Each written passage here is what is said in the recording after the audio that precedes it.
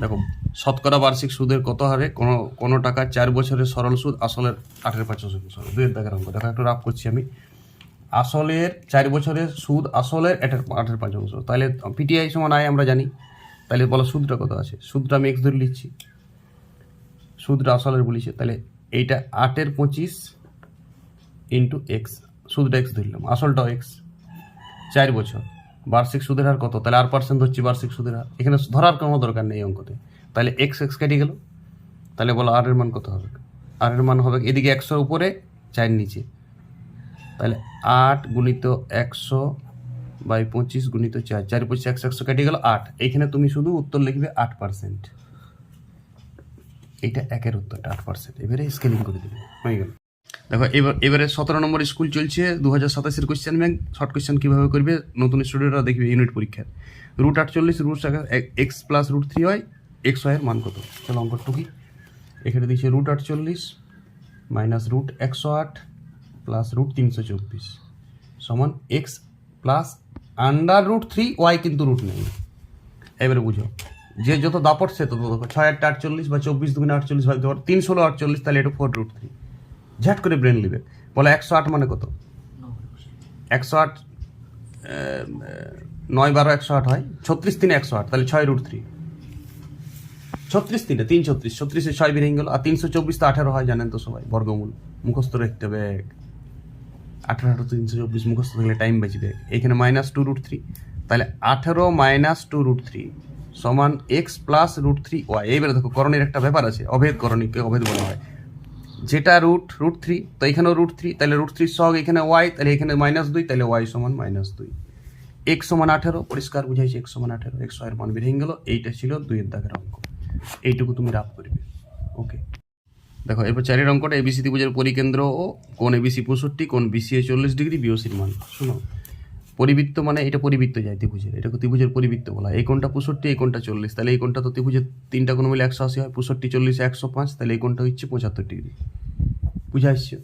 এবার এইটা বৃত্তস্থ কোণ, এইটা কেন্দ্রস্থ কোণ। তাহলে বার করতে বলেছে আমাকে বিওসি কোণ। তাহলে এটা 75-এর ডবল 150 ডিগ্রি। তাহলে আর ওইখানে কিছুই লেখার দরকার নেই, 150 ডিগ্রি কোণ বিওসি সমান। এইটাই অঙ্ক, এর বেশি কিছু করবে না, টাইম বাঁচাইতে হবে, নাহলে বড় প্রশ্ন সব ছাড়বে। ওকে, দেখো এবিসি ত্রিভুজের ও কেন্দ্রীয় বৃত্তের এবি ব্যাস, এওডি 140, সিএবি এটা 140 আছে, এখানে কিন্তু বইয়ে 120 করে করেছে, এটা 140 করে নেবে। সিএবি 50 ডিগ্রি, বিএডির মান কত? শোনো, এই অঙ্কটা দেখো 140 আছে, তাহলে এই দিকের কোণটা দেখো, এটা টোটালটা 360, তাহলে এইটা হচ্ছে 360 থেকে 140 বিয়োগ করে নেবে। 0 2 2 220, তাহলে এটা যদি 220 হয়, এইটা কেন্দ্রস্থ কোণ, এটা বৃত্তস্থ কোণ, তাহলে এটা 110 হবে, 220-র অর্ধেক।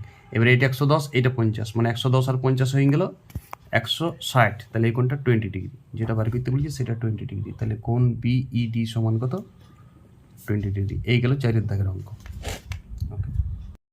হ্যাঁ, দেখো এবার একটা ঘনকের কর্ণের দৈর্ঘ্য দিয়ে দিয়েছে 2√3, তাহলে ঘনফল নির্ণয় করো ঘনকটা, 5-এর অঙ্কটা।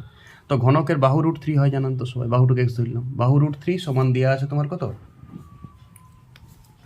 2√3, তাহলে √3 কাটিয়ে গেল, এক্স সমান 2, মানে বাহু 2। তাহলে এবার আয়তন কত হয়? বাহুর হোল কিউব, তার মানে 2-এর হোল কিউব। এখানে আর 2-এর হোল কিউবের মান লেখার দরকার নেই, এখানে লিখে তুমি 8 ঘনসেমি।